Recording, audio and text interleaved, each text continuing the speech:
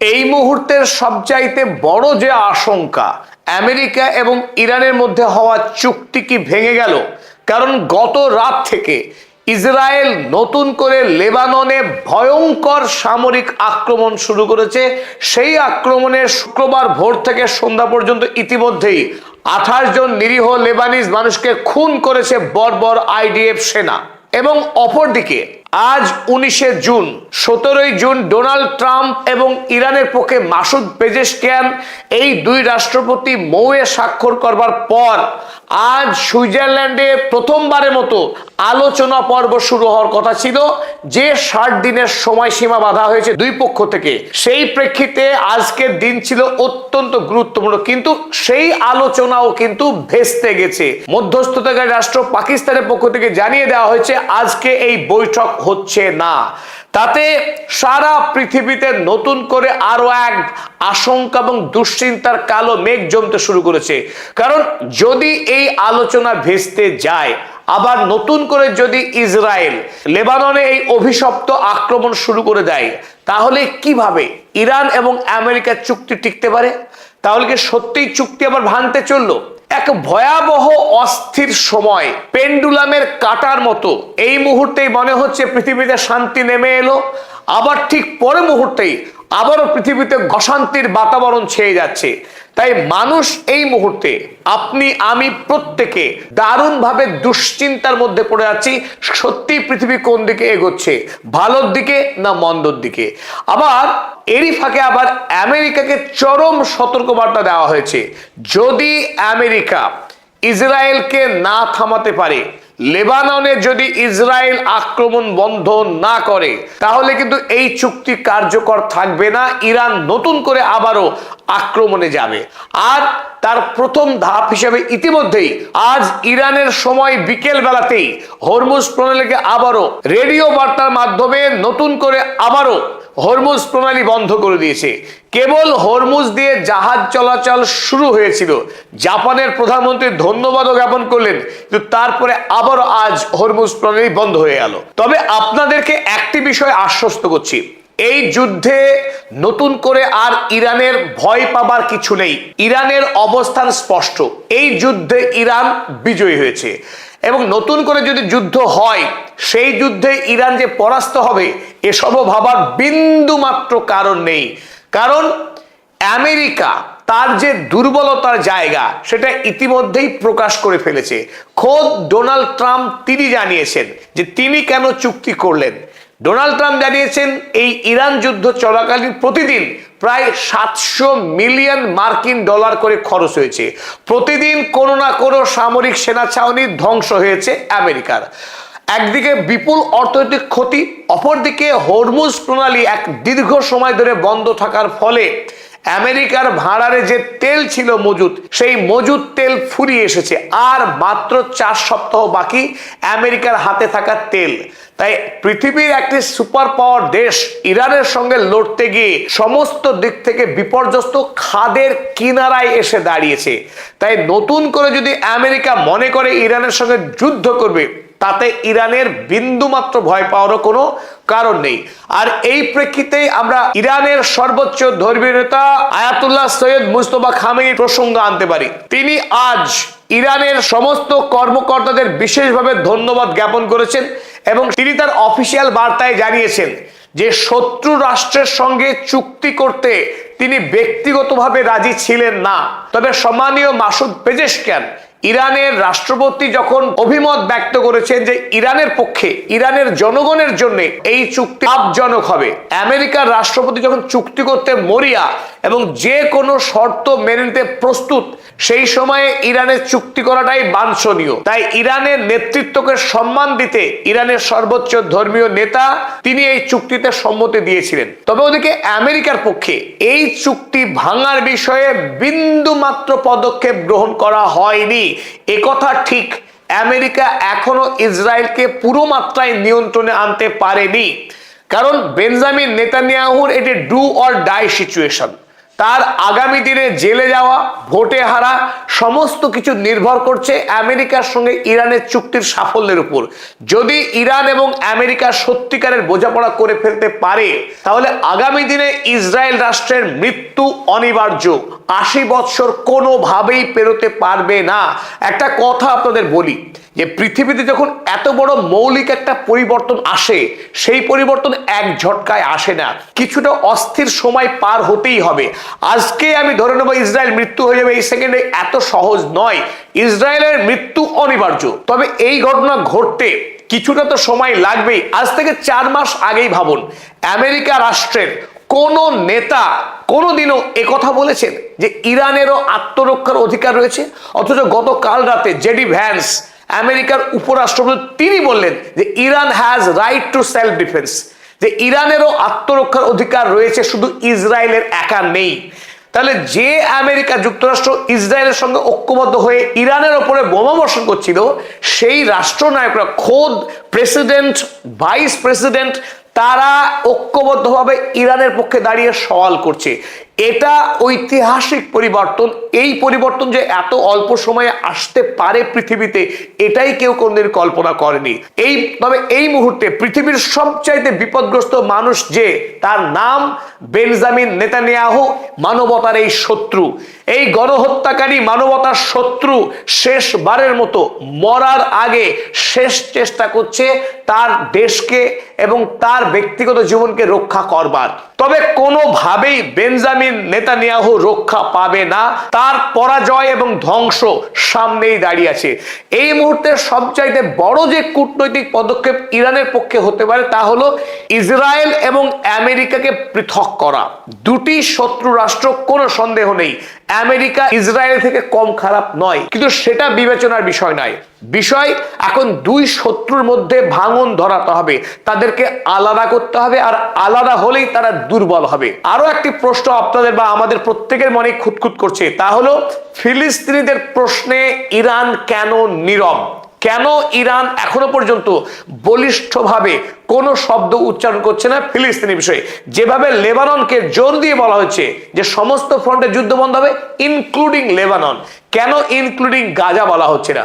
তবে এখানে আমার একটা ব্যক্তিগত অভিমত, এই ইসরায়েলের সঙ্গে আমেরিকার সম্পর্ককে যতক্ষণ না দুর্বল করা যাচ্ছে, ততক্ষণ ইসরায়েল রাষ্ট্র দুর্বল হবে না। আর ইসরায়েল যতক্ষণ না দুর্বল হচ্ছে, ততক্ষণ গাজাকে পূর্ণভাবে স্বাধীন করা সম্ভব নয়। লেবানন একটি স্বাধীন রাষ্ট্র, সুতরাং আন্তর্জাতিক মঞ্চে একথা খুব জোর দিয়ে বলা যাচ্ছে যে লেবাননের উপরে আক্রমণ করা যাবে না। আর যখন ইসরায়েল দুর্বল হবে, তখন তার উপরে আক্রমণ করে খুব সহজেই গাজাকে উদ্ধার করা যাবে। এমনকি গোটা ফিলিস্তিন রাষ্ট্র একদিন আবারও পূর্ণ স্বমহিমায় স্বাধীন হবে, সেটা শুধু সময়ের অপেক্ষা। তো এই মুহূর্তে আমি যেটা বলছিলাম, পাগলা কুকুর যে অবস্থায় যায়, সেই অবস্থা কিন্তু ইসরায়েল রাষ্ট্রের ঠিক খেপে যাওয়া মুহূর্তে আছে। প্রত্যেকে আমরা এই ডেভিলটিকে চিনি। ইসরায়েলের ন্যাশনাল সিকিউরিটি কাউন্সিলের মিনিস্টার বেন গভির, রক্তপিপাসু এই ভ্যাম্পায়ার বেন গভির, তিনি আজ অর্থাৎ 19শে জুন দুপুর বেলায় একটা এক্স হ্যান্ডেলে টুইট করেন। সেই টুইটের ভাষা অত্যন্ত ভয়ঙ্কর, এবং ভয়ঙ্কর হওয়াই স্বাভাবিক, কারণ তাদের শরীরে যে ডিএনএ, এছাড়া সে ভালো কথা তার মুখ থেকে বেরোনো অসম্ভব। তিনি লিখেছেন, for every tear of an Israeli mother, ইসরায়েলের প্রতিটি মায়ের চোখের জল, 1000 লেবানিজ মাদার্স মাস্ট উইপ, অন্তত 1000 লেবানি মাকে কাঁদতে হবে। কেন কাঁদতে হবে? ইসরায়েলি মায়ের চোখের জলের দাম দিতে হবে। একজন ইসরায়েলি মায়ের জন্য 1000 লেবানিজ মাকে কাঁদাবে। কে? বেন গভির বলছেন, all of Lebanon must burn, সমস্ত লেবাননকে পুড়িয়ে ছাড়বো, বেন গভির বলছেন। ভাবখানা এমন যে লেবানন জোর করে ইসরায়েলের উত্তর অংশকে দখল করে রেখেছে, এবং লেবানন হচ্ছে আগ্রাসী রাষ্ট্র, দখলদার রাষ্ট্র, ইসরায়েল রাষ্ট্রকে নাকি দখল করে নিচ্ছে। তাই তারা এসে খুন করছে ইসরায়েলের মানুষকে, বদলা নিতে নেমেছে এই রক্তপিপাসু জানোয়ারটা। কিন্তু বিষয় সারা পৃথিবী জানে যে ইসরায়েল হচ্ছে পৃথিবীর সেই কুৎসিত পিশাচ, সেই ভয়ঙ্কর একটা প্রাণীর বাস যেখানে, যাদের কাজই হলো প্রতিবেশী দেশগুলির নিরীহ মানুষকে খুন করা, তাদের জমি লুট করা। সেই লুটকারী সন্ত্রাসী বেন গির তিনি বলছেন লেবানির মায়েদের একজন ইসরায়েলি মায়ের চোখের জলে দাম দিতে হবে 1000 লেবানিজ মাকে। তার মানে একজন ইসরায়েলি মানুষ খুন হলে উনি 1000 লেবাননের মানুষকে খুন করবেন। এই খুনি সন্ত্রাসী বেন গির আজ দুপুর বেলায় এই কথা জানিয়েছেন। ওদিকে ইসরায়েলের ফিনান্স মিনিস্টার স্মোটরিচ তিনি বলছেন time to speak with fire. তিনি কথা দিয়ে কথা বলবেন না, মুখের আগুন দিয়ে কথা বলবেন। এবার time to open the gates of hell, জাহান্নামের দরজাকে উন্মুক্ত করে দেবে লেবাননের জন্য। এই সমস্ত র্যান্টিং কেন করছেন এই ওয়ারমঙ্গাররা? এই যুদ্ধবাজ নেতাদের একটাই এই মুহূর্তে প্রচেষ্টা, যে ডোনাল্ড ট্রাম্পকে ভয় ধরিয়ে দেবে, যে ডোনাল্ড ট্রাম্প যেন দৌড়ে এসে ইরানের সঙ্গে তার চুক্তিকে বাতিল করে দেয়। আগামী দিনে যে নির্বাচন হবে সেই নির্বাচনে ইসরায়েল ব্ল্যাকমেল করবে ডোনাল্ড ট্রাম্পের বিরুদ্ধে, ইসরায়েল ব্ল্যাকমেল করবে জেডি ভ্যান্সের বিরুদ্ধে। আমেরিকায় ইসরায়েলি খবরদারির ইতিহাস অনেক প্রাচীন। জন এফ কেনেডিকে জীবন দিয়ে মাসুল গুনতে হয়েছে ইসরায়েলের বিরোধিতা করার জন্য, এই বলে অভিযোগ আছে বড় একটা অংশের। এমনকি বিল ক্লিন্টন চেষ্টা করেও হেরে গেছেন ইসরায়েলের বিরুদ্ধে দাঁড়াতে গিয়ে, পারেননি। ডোনাল্ড ট্রাম্প যিনি ইতিহাস তৈরি করবার জন্য মরিয়া, ইরানকে পরাস্ত করে তিনি একটা ইতিহাস তৈরি করবার চেষ্টা করেছিলেন যুদ্ধে, পারেননি। এবার নতুন করে এই মুহূর্তে ডোনাল্ড ট্রাম্পের মধ্যে নতুন একটা স্বপ্ন ঘুরছে। সেই স্বপ্ন হলো আমেরিকা যুক্তরাষ্ট্রকে ইসরায়েলের দাসত্ব থেকে মুক্ত করা, স্বাধীন করা, যাতে আগামী দিনে আমেরিকার রাজনীতি আমেরিকার মানুষের হাতে থাকে, ইসরায়েল যেন আর ব্ল্যাকমেল করতে না পারে। তাই আমেরিকা ফার্স্ট যে কথা বলে তিনি ভোটে জিতেছিলেন, এবার ইরানের কাছে যুদ্ধে হারার পর সেই নীতি গ্রহণ করেছেন ডোনাল্ড ট্রাম্প। আর তাতেই বেঞ্জামিন নেতানিয়াহু, বেন গির বা স্মোটরিচদের মতো যুদ্ধবাজ সন্ত্রাসী ইসরায়েলি নেতাদের এই মুহূর্তে মাথা গরম হয়ে গেছে। তাই মাথা গরম হয়ে খেপে গিয়ে তারা যে কোনো মূল্যে ইরানের সঙ্গে আমেরিকা চুক্তি নষ্ট করবার জন্য এই মুহূর্তে লেবাননে ভয়াবহ গণহত্যা চালাচ্ছে। তবে আপনাদেরকে একটা লেটেস্ট আপডেট দিই। আমরা যখন এই ভিডিও রেকর্ড করছি ঠিক এখন ঘড়িতে বাজছে 19শে জুনের সন্ধ্যা 7টা। এই একটু আগেই খবর পাওয়া গেল ডোনাল্ড ট্রাম্পের পক্ষ থেকে, আমেরিকার পক্ষ থেকে ইসরায়েলের উপরে ব্যাকডোরে চাপ প্রয়োগ করা হয়েছে। চাপ প্রয়োগ করা হয়েছে হিজবুল্লাহকে, এবং ইসরায়েল এবং হিজবুল্লাহ দুই পক্ষ আজ শুক্রবার বৈকাল 4টে লেবানন এবং ইসরায়েলের স্থানীয় সময়ে তারা নতুন করে যুদ্ধবিরতি চুক্তি করেছে বলে খবর প্রকাশিত হয়েছে। আর এই খবর প্রকাশ করেছে রয়টার্স জানিয়েছে Israel Hezbollah agree to ceasefire starting on Friday, US official.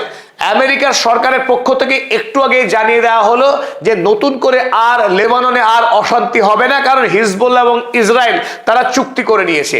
আর প্রশ্ন উঠতেই পারে যে এই যুদ্ধবিরতির নির্ভরযোগ্যতা কতটা, আবার নতুন করে যে যুদ্ধ শুরু হবে না তার গ্যারান্টি কে দেবে? সত্যি সত্যি তার কোনো গ্যারান্টি নেই, কারণ ইসরায়েলকে কোনোভাবেই ভরসা করা যায় না। তার একটাই কাজ অন্তহীন যুদ্ধ চালিয়ে যাওয়া, আর যুদ্ধ করাটাই ইসরায়েলের একমাত্র পথ। তবে ডোনাল্ড ট্রাম্প কোনোভাবেই ইরানের সঙ্গে চুক্তি ভেঙে যাক তা তিনি চাইবেন না। তাই ইসরায়েলকে চাপ প্রয়োগ করে এই যুদ্ধ থামাতে তিনি মরিয়া। কারণ গতকাল রাতে তিনি ঘুমোতে যাওয়ার আগে অ্যাক্সিওসকে 45 মিনিটের একটি সাক্ষাৎকার দিয়েছিলেন। সেখানে তিনি একটাই কথা বারবার বলেছেন যে Israel can not survive, can not stand without the support of USA. আমেরিকার সাপোর্ট ছাড়া কোনোভাবেই ইসরায়েল রাষ্ট্র বাঁচতে পারে না।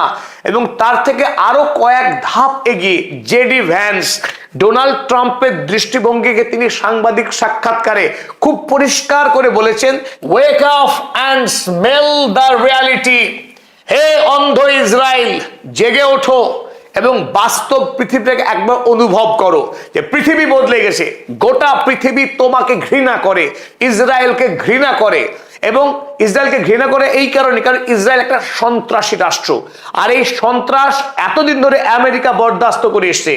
এমনকি যে 3 মাস ধরে যুদ্ধ হলো, সেই যুদ্ধে ইসরায়েলের যে প্রতিরক্ষা ব্যবস্থা তার প্রত্যেকটি মেশিন, ব্যাটারি আমেরিকার জনগণের ট্যাক্সের পয়সায় তৈরি। এই ইসরায়েল রাষ্ট্রকে বাঁচিয়ে রেখেছে আমেরিকা।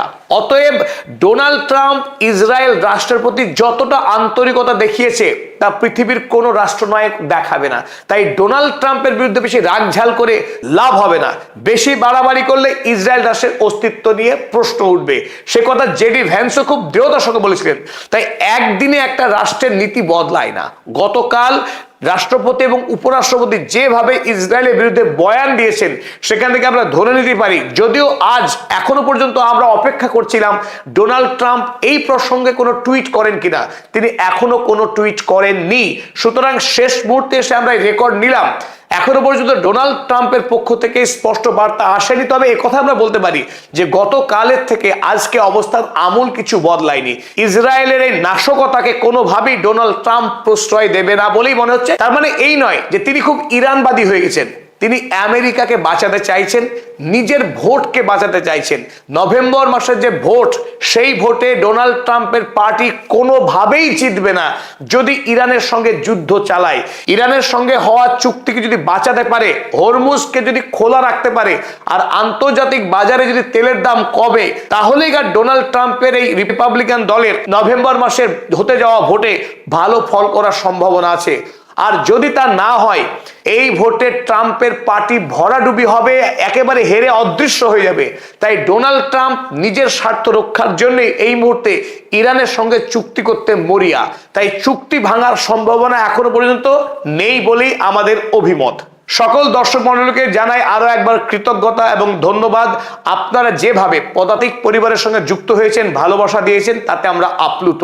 আমরা ঢাকার রমনাতে অবশ্যই মিলিত হব প্রত্যেকে, কিন্তু তার আগে আমরা শুধু এটুকুই দেখতে চাইছি যে আমাদের সাবস্ক্রাইবার, যেহেতু আমরা বলেছি 5 লক্ষ স্পর্শ করলে ঢাকা আসছি, তো সেই কথা আমরা রাখার আন্তরিক চেষ্টা করছি। কিছুটা সময় অতিবাহিত হলেই আমরা দিন, ক্ষণ, স্থান সমস্ত কিছু ঘোষণা